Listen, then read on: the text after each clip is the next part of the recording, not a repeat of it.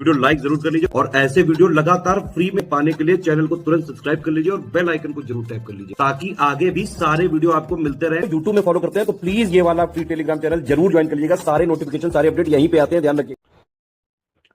नमस्कार दोस्तों, यूकेपीएससी के एक और शानदार सेक्शन वाइज टेस्ट में आप सभी का स्वागत है। पॉलिटी के आज जो मोस्ट इंपॉर्टेंट क्वेश्चंस हैं पूरे सिलेबस के निचोड़ को उसको देखेंगे। तो सबसे पहला सवाल आपके लिए, और इससे पहले के टेस्ट नहीं देखे वो भी देख लीजिए, वो मैंने डाल दिए यहाँ पे, ठीक है। बाकी और लेना चाहते हैं टेस्ट और पूरी यूकेपीएससी की प्रिपरेशन करना चाहते हैं तो हमारे पेड ग्रुप्स चल रहे हैं। यूकेपीएससी की पूरी तैयारी कर सकते हैं, स्टडी मटेरियल्स पूरे हम देते हैं, कोई से कोई बुक आपको नहीं लेनी होती है।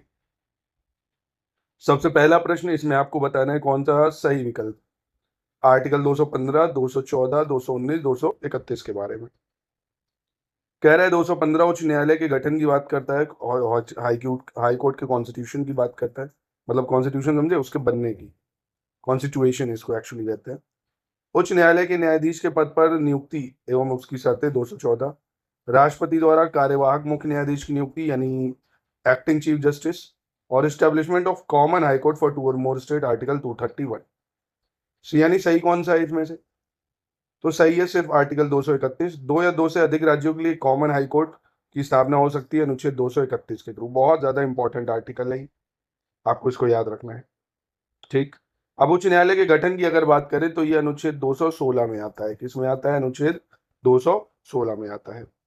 215 भी महत्वपूर्ण है, ये कहता है हाई कोर्ट जो होगा, है ना, should be a court of record, court of record होगा, ये 215 में कहता है। और appointment and condition of appointment to the post of जज ऑफ हाई कोर्ट, यानी उच्च न्यायालय के न्यायाधीश के पद पर नियुक्ति और नियुक्ति की शर्तें अगर बात करें तो ये कौन होगा? ये होगा अनुच्छेद 217, ठीक है। 214 राज्यों के लिए उच्च न्यायालय की बात करता है, राज्यों के लिए उच्च न्यायालय। और कार्यवाहक मुख्य न्यायाधीश की अगर बात करें तो ये 200 किस में आ जाता है भाई? कार्यवाहक मुख्य न्यायाधीश। तो राष्ट्रपति द्वारा कार्यवाहक मुख्य न्यायाधीश की नियुक्ति किसमें होती है? ये होती है आपकी 223 के थ्रू, ठीक है, 223 के थ्रू हो जाती है। तो इंपॉर्टेंट आर्टिकल से हाई कोर्ट के याद रखिएगा। अगला है क्वेश्चन नंबर 2 देखते हैं, इसमें आपको सही बताना होगा। संविधान में राज्य लोक सेवा आयोग, इसके बारे में है। संविधान में इस आयोग के एक अध्यक्ष के अतिरिक्त सदस्यों की संख्या 7 निर्धारित की गई है। इस आयोग में एक अध्यक्ष और अन्य सदस्य होते हैं जिनकी नियुक्ति राज्य के राज्यपाल द्वारा की जाती है। संविधान ने राज्यपाल को अध्यक्ष और सदस्यों की सेवा शर्तें निर्धारित करने का अधिकार दिया है। इस आयोग के अध्यक्ष और सदस्य पदभार ग्रहण करने की तिथि से 6 वर्ष की अवधि तक या 62 वर्ष की आयु तक, जो भी पहले हो, अपने पद पर बने रह सकते हैं। तो यहाँ कौन सा सही है? तो यहाँ 2, 3, 4 सही होगा सिर्फ, है ना, क्योंकि इसमें एक अध्यक्ष होते हैं, ठीक है, और राज्यपाल द्वारा उनकी नियुक्ति करी जाती है। और संविधान में इसकी जो संख्या है वो नहीं बताई गई है, तो राज्यपाल जितने चाहे कर सकता है ना, ये संख्या निर्धारित नहीं है। चलिए क्वेश्चन 13 देखते हैं, जीएसटी के बारे में। यहाँ पे कौन सा सही होगा ये आपको बताना है। कह रहा है जीएसटी जो है इसको 101 कॉन्स्टिट्यूशन अमेंडमेंट 2016 के द्वारा जोड़ा गया है। इस संशोधन अधिनियम के माध्यम से संविधान में एक नया अनुच्छेद 279 है जोड़ा गया है। यह अनुच्छेद राष्ट्रपति को एक आदेश द्वारा वस्तु एवं सेवा कर परिषद की स्थापना करने का आदेश देता है। और इस लेख के मुताबिक राष्ट्रपति ने 2016 में अपने आदेश से वस्तु एवं सेवा कर परिषद की स्थापना की थी। और वस्तु एवं सेवा कर परिषद का पदेन सचिव केंद्रीय वित्त मंत्री होता है, यानी एक्स ऑफिशियो सेक्रेटरी जो होता है वो होता है जीएसटी का फिनेंस, मतलब एक्स ऑफिशियो सेक्रेटरी होता है यूनियन फाइनेंस मिनिस्टर। कौन सा सही है? तो 1, 2, 3, 4 सही है, 5वां गलत हो जाएगा, क्योंकि जो केंद्रीय राजस्व सचिव होता है, वित्त मंत्री नहीं, केंद्रीय राजस्व सचिव, इंग्लिश में अगर बोलूं तो जो सेंट्रल रेवेन्यू सेक्रेटरी होता है वो इसका एक्स ऑफिशियो सेक्रेटरी होता है ना। 1, 2, 3, 4 बस सही होगा यहाँ पे। चलो क्वेश्चन नंबर 4 में आता है, किसी समुदाय को अनुसूचित जनजाति का दर्जा देने की वर्तमान प्रक्रिया के संबंध में सही विकल्प बताना है भाई, यानी करेक्ट ऑप्शन बताना है। Present process of granting scheduled tribe status to a community. तो यहाँ कौन सा सही होगा? कह रहे हैं राज्य या केंद्र शासित प्रदेशों में सिफारिश राज्यपाल या केंद्र शासित प्रदेश प्रशासक द्वारा की जाती है। यह प्रस्ताव केंद्रीय जनजाति कार्य मंत्रालय द्वारा अनुमोदन के लिए राष्ट्रीय अनुसूचित जनजाति आयोग को भेजा जाता है, यानी प्रपोजल जो है वो सेंड करा जाता है national commission for scheduled tribe for approval of union ministry of tribal affairs. Bharat के रजिस्ट्रार जनरल के कार्यालय से भी अनुमोदन प्राप्त करना आवश्यक होता है। और केंद्रीय जनजातीय कार्य मंत्रालय को संबंधित एसटी ऑर्डर में संशोधन के लिए भारत के सर्वोच्च न्यायालय में एक विधेयक पेश करना पड़ता है। अंत में राष्ट्रपति अनुच्छेद 348 द्वारा प्रदत्त शक्तियों का प्रयोग करते हुए एक समुदाय को अनुसूचित जनजाति घोषित करने की अधिसूचना जारी करते हैं। तो यहाँ कौन सा सही है? तो देखो 1 2 3 सही है, चौथा पांचवा गलत हो जाएगा, क्योंकि केंद्रीय जनजाति कार्य मंत्रालय जो है ना, इससे संबंधित एसटी ऑर्डर ये कौन करता है? ये संशोधन के लिए संसद में एक विधेयक पेश करना पड़ता है ना, भारत में सर्वोच्च न्यायालय में क्यों करना पड़ेगा भाई? और यहाँ पे जो है अनुच्छेद 342 इसके थ्रू होता है ये, ठीक है, 348 में। चलो अगला है, इसमें सही बताना है, national commission for backward class के बारे में सवाल है। कह रहा है इस आयोग को 2018 के 102वें संविधान संशोधन अधिनियम द्वारा संवैधानिक दर्जा दिया गया है। इस आयोग की स्थापना के लिए संविधान में संशोधन अधिनियम के तहत एक नया अनुच्छेद 334 जोड़ा गया है। इस आयोग में एक अध्यक्ष, एक उपाध्यक्ष और 3 सदस्य होते हैं। इस आयोग के अध्यक्ष, उपाध्यक्ष एवं सदस्यों की नियुक्ति राष्ट्रपति द्वारा अपने हस्ताक्षर एवं मोहर द्वारा की जाती है। तो यहाँ सही कौन सा है भाई? 1 3 4 सही है, दूसरा ऑप्शन गलत है, क्योंकि इसकी जो आर्टिकल है वो है 338 बी, है ना, 338 बी बनाया गया है national commission for backward class के लिए। चलो क्वेश्चन नंबर 6 देख लेते हैं भाई। इसमें भी आपको सही की पहचान करनी है, कौन सा सही है। किससे संबंधित है? Special officer appointed for linguistic minority, है ना, यानी भाषाई अल्पसंख्यक समूह के बारे में। कह रहा originally there was no provision in the constitution of India is regarding a special officer for linguistic minority, यानी पहले नहीं था संविधान में, बाद में इसको हमने डाला है भाई। और 7 कॉन्स्टिट्यूशन अमेंडमेंट एक्ट 1956 के तहत आर्टिकल 350 बी में पार्ट 17 में हमने इसको जोड़ा है भाई। आर्टिकल 350 बी एक special officer for linguistic minorities की बात करता है, अपॉइंट करता है प्रेसिडेंट इसको।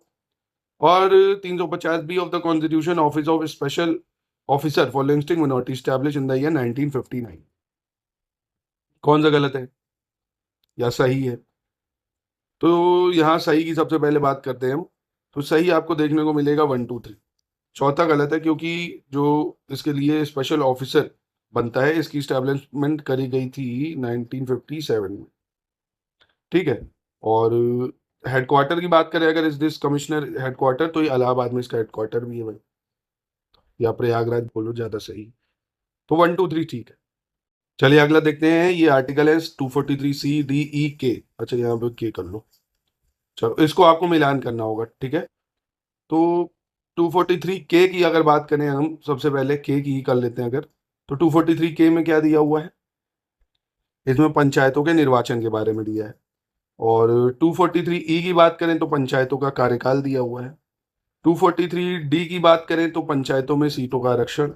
243C पंचायतों की संरचना, ठीक है, ये होगा। यानी ऑप्शन देखें अगर तो 1 2 4 3, यानी ऑप्शन बी हो जाएगा इसका, ठीक है।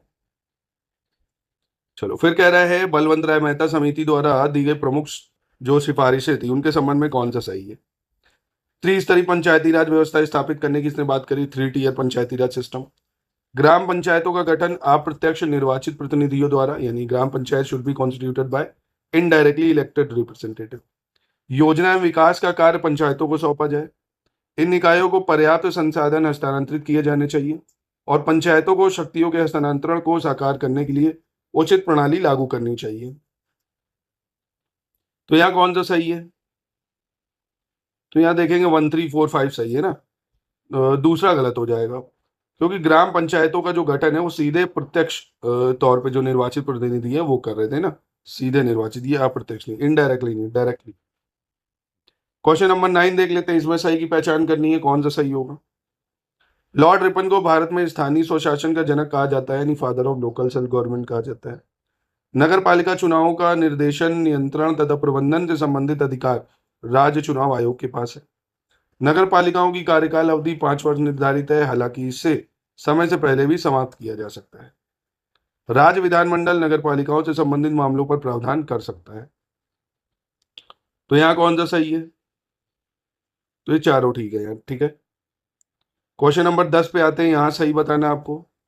कह रहे हैं 73वें संविधान संशोधन का अनुपालन करने वाला पहला राज्य मध्य प्रदेश है। 1993 के 73वें संविधान संशोधन अधिनियम के माध्यम से पंचायती राज को संवैधानिक दर्जा दिया गया था। 24 अप्रैल 1993 को पंचायती राज को भारतीय संविधान की 11वीं अनुसूची में जोड़ा गया और 24 अप्रैल को हर वर्ष राष्ट्रीय पंचायती राज दिवस के रूप में मनाया जाता है। तो यहां भी देखेंगे आप चारों ठीक हो जाएंगे। क्वेश्चन नंबर 11 में आते हैं, सही की पहचान करते हैं। 74 कॉन्स्टिट्यूशन अमेंडमेंट 1992 1 जून 1993 को लागू हुआ। 74 कॉन्स्टिट्यूशन अमेंडमेंट 1992 ने भारत के संविधान में एक नया भाग 9 ने जोड़ा। भाग 9 ने नगर पालिकाओं से संबंधित मुद्दों से संबंधित था। 74वें संविधान संशोधन अधिनियम 1992 द्वारा शहरी स्थानीय निकायों को संवैधानिक दर्जा दिया गया। सही कौन सा है? तो ये चारों यहां सही हो जाएंगे। क्वेश्चन नंबर 12 में आते हैं, सही की पहचान करनी है। कह रहा पंचायती राज को संवैधानिक दर्जा देने के लिए पहली स्पष्ट सिफारिश 1987 में एलएम सिंघवी कमेटी ने की थी। राजीव गांधी के नेतृत्व वाली सरकार ने 1986 में लोकतंत्र और विकास के लिए पंचायती राज संस्थानों के पुनरुद्धार पर एक अवधारणा पत्र विकसित करने के लिए एक समिति बनाई। इस समिति का गठन एलएम सिंघवी की अध्यक्षता में किया गया। कौन सा सही है? तो दूसरा तीसरा सही है। एलएम सिंघवी की जो स्थापना हुई थी वो 1986 में हुई थी। ठीक है, चलो क्वेश्चन नंबर 13 देखते हैं। इसमें सही की पहचान करनी है, यहाँ कौन सी सही होगी। कह रहा किसी भी व्यक्ति के लिए पंचायत का सदस्य बनने के लिए न्यूनतम आयु 21 वर्ष होनी चाहिए। नगर पालिका के सभी सदस्य सीधे उस क्षेत्र के मतदाताओं द्वारा चुने जाते हैं। अनुच्छेद 243 घ क्लॉज 3 के अनुसार पंचायतों में सभी स्तरों पर महिलाओं को 1/3 आरक्षण दिया जाता है। पंचायती राज राज्य सूची का एक विषय है और 11वीं अनुसूची में कुल 29 विषयों का उल्लेख किया गया है जिन पर पंचायतों को कानून बनाने का अधिकार है। तो सही है, यहां देखेंगे आप ये पांचों। ठीक है, क्वेश्चन नंबर 14 देख लेते हैं। यहाँ पे सही की पहचान करनी है। 14 सितंबर 1949 को हिंदी भाषा को भारत संघ की आधिकारिक भाषा के रूप में अपनाया गया है। अनुच्छेद 344 के अंतर्गत राष्ट्रपति को राजभाषा के संबंध में एक आयोग गठित करने का अधिकार है।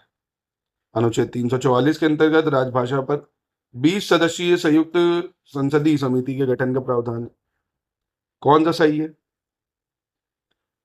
तो 1 और 2 यहां सही है, चौथा गलत हो जाएगा क्योंकि यहाँ पे आर्टिकल 344 क्लॉज 4 में प्रोविजन है for formation of 30 members joint parliamentary committee, है ना, 30 सदस्यों की बन सकती है। और parliamentary committee of official language जिसमें से 20 सदस्य जो होंगे वो कहाँ से होंगे? लोकसभा से। 10 सदस्य होते हैं राज्यसभा से। ठीक है, अगला कह रहा भारतीय दंड संहिता 1860 प्रस्तावित संशोधन विधेयक से संबंधित धाराओं के संबंध में सही विकल्प बताना है। आईपीसी 1860 के बारे में है ये। कौन सा यहाँ पे सही होगा? धारा 70 के अंतर्गत सामूहिक बलात्कार के संबंध में प्रावधान, तो खैर ये अब हटा दो क्योंकि आईपीसी हट गया है। चलो 16 देखते हैं। क्वेश्चन नंबर 16 क्या कह रहा है? 56, 58, 60 और 61 इस आर्टिकल के बारे में बताना होगा आपको। जैसे आर्टिकल 56 राष्ट्रपति की पदावधि के बारे में बताता है। आर्टिकल 58 राष्ट्रपति निर्वाचन होने की क्या एलिजिबिलिटियाँ होंगी, क्वालिफिकेशन होंगी, वो बताता है। और अनुच्छेद 60 राष्ट्रपति को कैसे जो है ओथ लेनी है, शपथ लेनी है। राष्ट्रपति को कैसे हटाया जाएगा, महाभियोग या इम्पीचमेंट चलेगा, ये आर्टिकल 61 में है। ऑप्शन सी सही हो जाएगा। चलो क्वेश्चन 17 में गलत बताना है भाई, कौन सा गलत हो जाएगा यहाँ पे? नागरिकता से संबंधित प्रावधान भाग 2 में है 5 से 11। सिंगल सिटीजनशिप ब्रिटिश से लिए हमने। भाग 4A के अंतर्गत 12 से 35 में मौलिक अधिकार दिए हैं। मौलिक अधिकारों से संबंधित प्रावधान अमेरिकी संविधान से लिए हैं। बहुत ही आसान है, आप आराम से बता सकते हो कौन सा गलत है यहाँ। कि फंडामेंटल राइट पार्ट 3 में दिए हैं, 4A में नहीं। 4A में तो फंडामेंटल ड्यूटी है। आर्टिकल ठीक है 12 से 35। अरुणाचल प्रदेश राज्य के संबंध में विशेष प्रावधान निम्नलिखित में से किस अनुच्छेद में दिए गए हैं, ये बताना है आपको। अरुणाचल प्रदेश से संबंधित E, G, H या I में।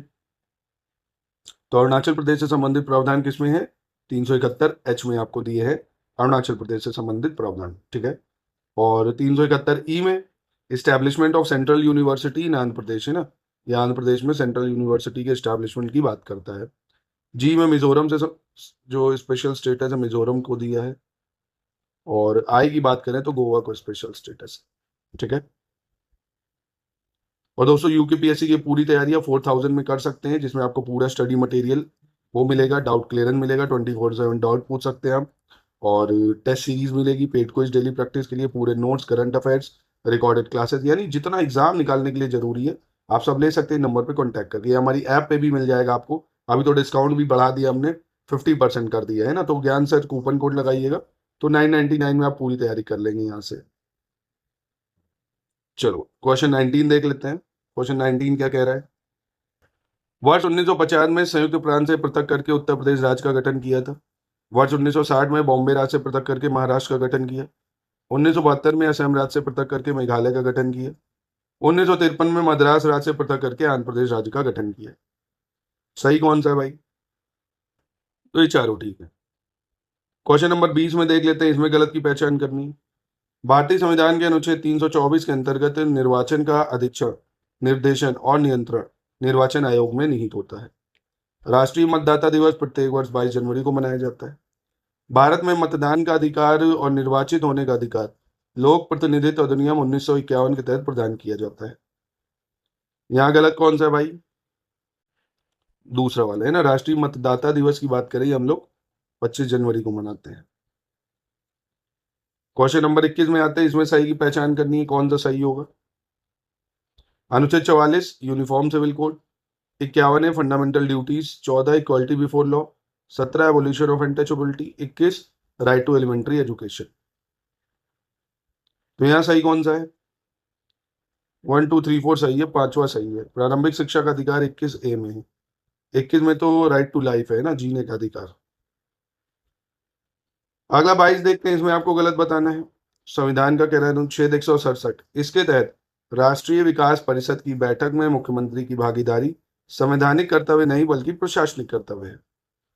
केंद्र के साथ साथ राज्यों के वित्तीय खातों को नियंत्रित करने का कार्य भी भारत के नियंत्रक एवं महालेखा परीक्षक द्वारा किया जाता है। गोवा भारत का एकमात्र राज्य है जहां कॉमन सिविल कोड लागू है। तो कौन सा सही है भाई? मतलब गलत है।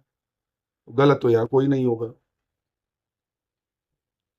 क्वेश्चन नंबर 23 में आ जाते हैं, यहाँ पे सही की पहचान करनी है, कौन सा सही है? लोकसभा एवं राज्य विधानसभाओं को भंग तो किया जा सकता है लेकिन समाप्त नहीं किया जा सकता। राज्यसभा को ना तो भंग किया जा सकता है ना ही समाप्त किया जा सकता है। हालांकि राज्य विधान परिषद को भंग नहीं किया जा सकता, अनुच्छेद 169 के अंतर्गत उन्हें संसद द्वारा समाप्त किया जा सकता है। धन विधेयकों को विधान परिषदों को 3 महीने की अवधि के भीतर लौटाना होता है। कौन सा सही है? 1 2 3 यहाँ सही हो जाएगा। धन विधेयक जो होते हैं इनको विधान परिषद को 14 दिन के भीतर वापस लौटाना होता है, 14 दिन। क्वेश्चन 24 कह रहा है विधान परिषद किसी साधारण विधेयक को कुल कितने या महीने तक रोक सकती है भाई? Legislative council can stop an ordinary bill for total how many days? 3 month, 90 days, 4 month या नन ऑफ दिस? तो ये हो जाएगा 4 महीने। क्वेश्चन नंबर 25 में सही की पहचान करनी है। मुख्यमंत्री का वेतन एवं भत्ते राज्य विधानमंडल द्वारा तय किए जाते हैं। मुख्यमंत्री का कार्यकाल जो है निश्चित नहीं होता है, वह राज्यपाल के प्रसाद पर्यंत अपने पद पर बना रहता है। संविधान के अनुसार मुख्यमंत्री को विधानमंडल के दोनों सदनों में से एक का सदस्य होना अनिवार्य है। एक व्यक्ति जो राज्य विधानमंडल के सदस्य नहीं है उसे 6 महीने के लिए मुख्यमंत्री नियुक्त किया जा सकता है। तो बिल्कुल आप देखेंगे चारों स्टेटमेंट बिल्कुल करेक्ट है यहाँ। क्वेश्चन 26 में देखते हैं, इसमें सही बताना है। संविधान की व्याख्या करने का जो अंतिम अधिकार है केवल सर्वोच्च न्यायालय को है ना। Only the supreme court has final authority to interpret the constitution. जनहित याचिका शब्द की उत्पत्ति फ्रांस में हुई है। संसद को सर्वोच्च न्यायालय का क्षेत्राधिकार बढ़ाने का अधिकार है। तो यहाँ कौन सा सही है? 1 और 3 यहाँ सही हो जाएगा, है ना। जनहित याचिका PIL, इसकी उत्पत्ति USA में हुई है, फ्रांस में नहीं, USA। चलो 27 में सही की पहचान करनी, कौन सा सही है? सर्वोच्च न्यायालय के अपीली क्षेत्राधिकार का उल्लेख अनुच्छेद 132 से 136 तक किया गया है, यानी appellate jurisdiction of Supreme Court has been mentioned in Article 132 to 136। अनुच्छेद 127 के तहत सर्वोच्च न्यायालय के किसी भी सत्र के लिए न्यायाधीशों का कोरम पूरा करने के लिए तदर्थ न्यायाधीशों की नियुक्ति राष्ट्रपति की पूर्व सहमति से उपराष्ट्रपति द्वारा की जाती है। सर्वोच्च न्यायालय के न्यायाधीश का वेतन संसद द्वारा निर्धारित किया जाता है। तो यहां देखेंगे आप, पहला तीसरा सही है, दूसरा गलत हो जाएगा।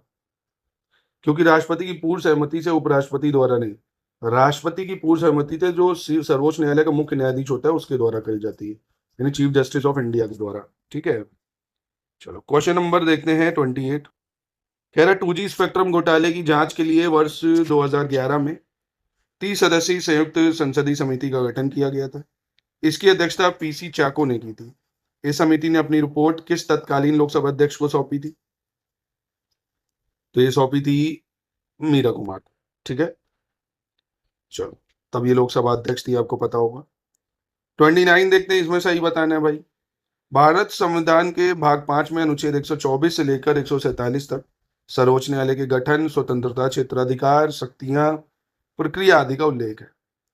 राष्ट्रीय आपातकाल के दौरान संसद को राज्य सूची में उल्लेखित विषयों पर कानून बनाने का अधिकार है। संसद के दोनों सदनों से मंजूरी के बाद 6 महीने तक आपातकाल जारी रहता है। इसे हर 6 महीने में संसद की मंजूरी से आगे भी जारी रखा जा सकता है। सही कौन सा है भाई? तीनों सही। क्वेश्चन नंबर 30 देख लेते हैं, 30 क्या कह रहा होगा? कह रहा दिसंबर 1977 में गठित अशोक मेहता समिति की कुछ सिफारिशों के संदर्भ में सही विकल्प का चयन करना है। त्रिस्तरीय पंचायती राज व्यवस्था को लागू किया जाना चाहिए। विकेंद्रीकरण का प्रथम बिंदु जिला होना चाहिए। जिला परिषद को पंचायती राज की कार्यकारी संस्था एवं मौलिक इकाई के रूप में विकसित किया जाना चाहिए।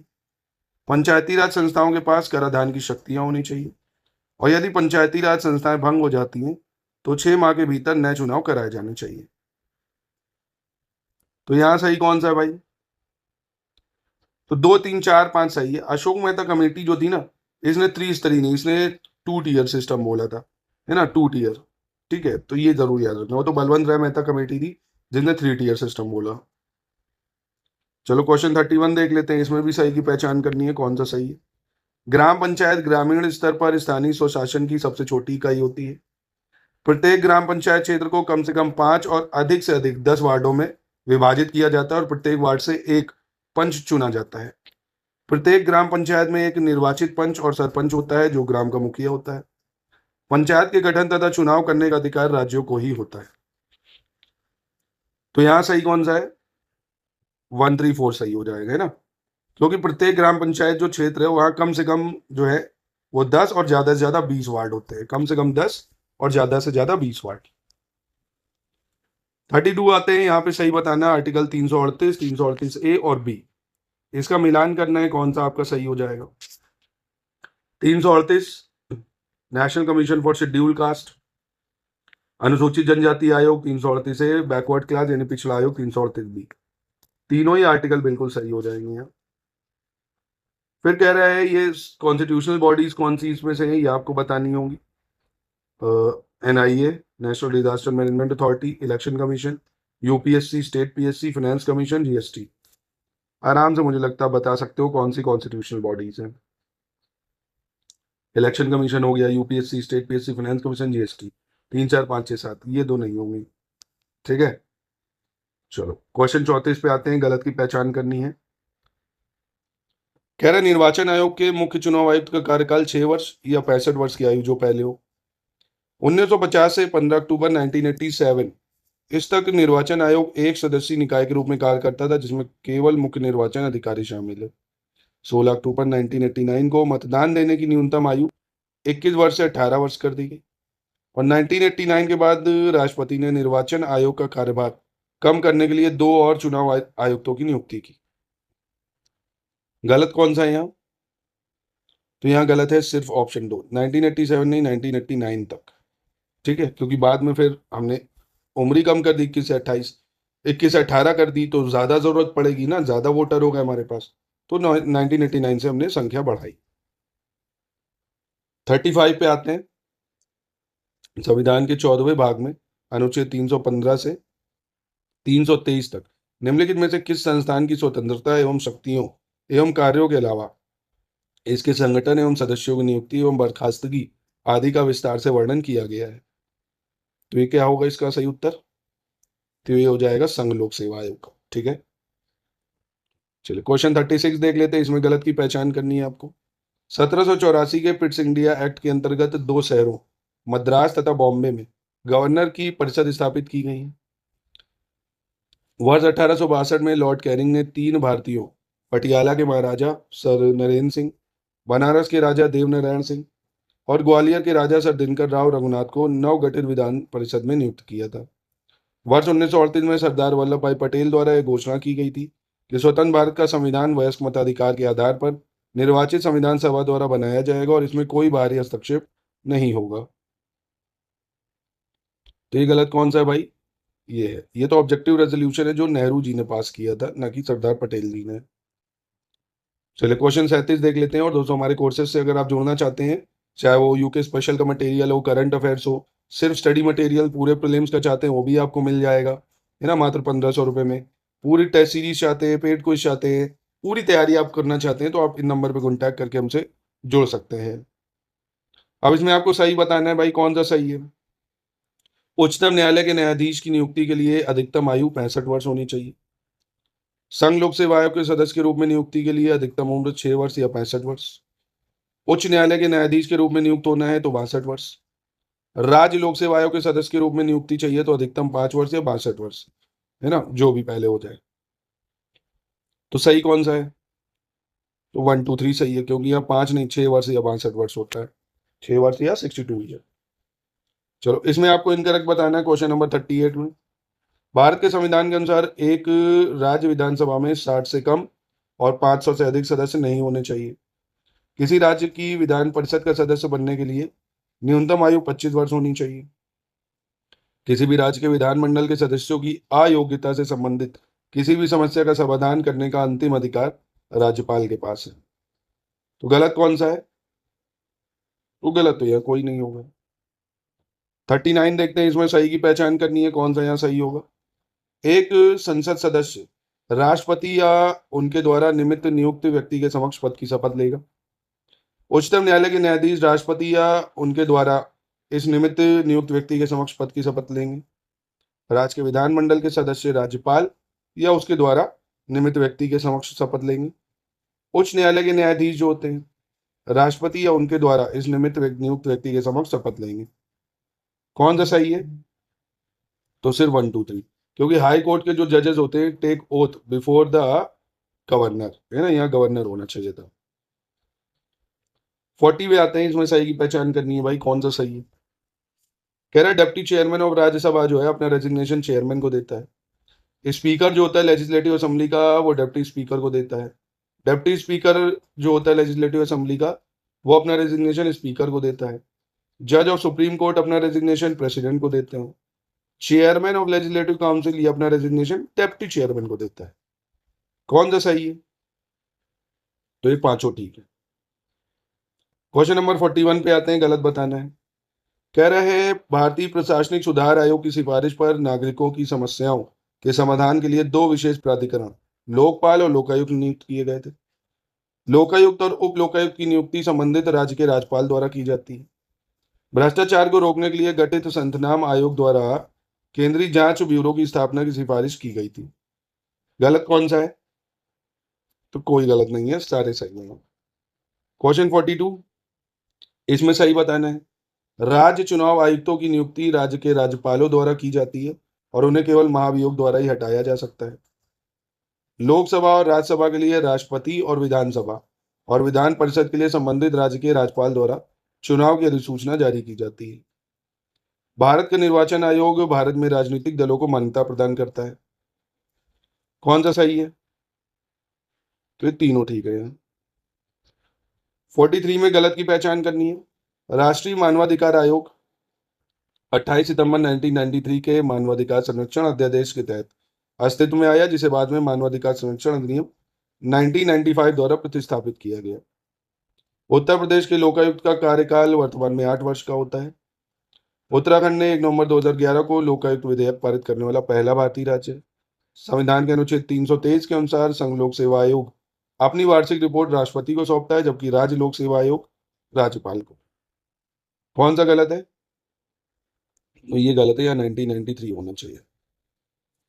क्वेश्चन 44, राष्ट्रीय बाल अधिकार संरक्षण आयोग के संबंध में गलत बताना है ना, national commission for protection of child right. इस आयोग की स्थापना बाल अधिकार संरक्षण आयोग अधिनियम 2005 के तहत मार्च 2007 में की गई।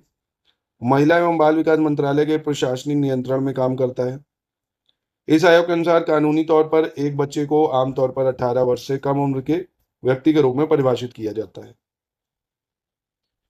तो यहाँ भी कोई गलत नहीं होगा। 45 में सही की पहचान करनी है। टीटी कृष्णाचारी ने भारत के आपातकालीन प्रावधानों को संवैधानिक तानाशाही माना है। हृदयनाथ कुंडू ने भारत के आपातकालीन प्रावधानों को राज्यों की वित्तीय स्वायत्तता के लिए खतरा बताया है।